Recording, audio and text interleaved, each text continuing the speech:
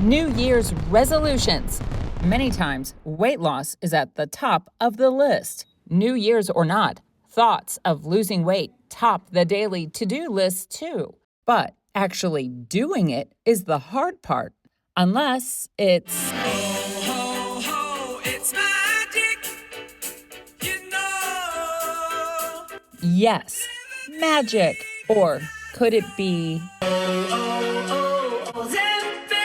No wonder why thoughts of Ozempic are hard to discard. The talk of it is everywhere. Even knowing someone obese when one day the weight is there and almost overnight it's gone. And then the talk of, I know, Ozempic face. But really, Ozempic and similar drugs properly prescribed are really helping people. So there's a class of weight loss drugs, GLP-1s, as we colloquially call them, and these drugs really have changed us, our whole ability to fight obesity. These drugs were originally designed to treat diabetes. We've also found other benefits for them. Historically, weight loss medications were pretty dangerous. They had pretty poor efficacy, but these drugs are much more efficacious than ones in the past, and they've really helped us in the fight against obesity. And so the Ozempic era is upon us. Dr. Katelin Mirkin is the director of Bariatric Surgery at Mercy. She's here to break down the good and not so good about what's been called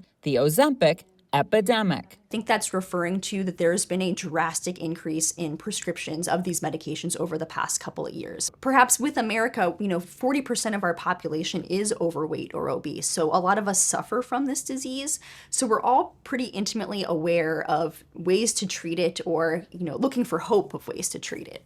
Eli Lilly, Novodisc, these are kind of the more popular companies that mass produce these drugs. Some of the drugs that you've heard of are things like Ozempic, Wegovy, Mounjaro, Zepbound. Those are some of the bigger drugs out there. Dr. Mirkin says the drugs are for people who are truly obese, a BMI of 30 and over, or people who are overweight with related diseases and complications. BMI over 27 with weight-related comorbidities. They're at risk for heart disease. They're at risk for diabetes and later needing toe amputations or having sleep apnea and even at risk for other cancers.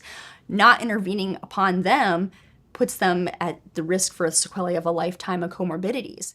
She says people with some weight to lose and no big health concerns should try making lifestyle changes such as going on the Mediterranean diet with regular exercise. But these seemingly difficult lifestyle changes may be undermined by the popularity of the Ozempic craze. You do need a prescription from a licensed professional to access these drugs. But are these drugs being mass used and perhaps abused? I think there's a great possibility of that.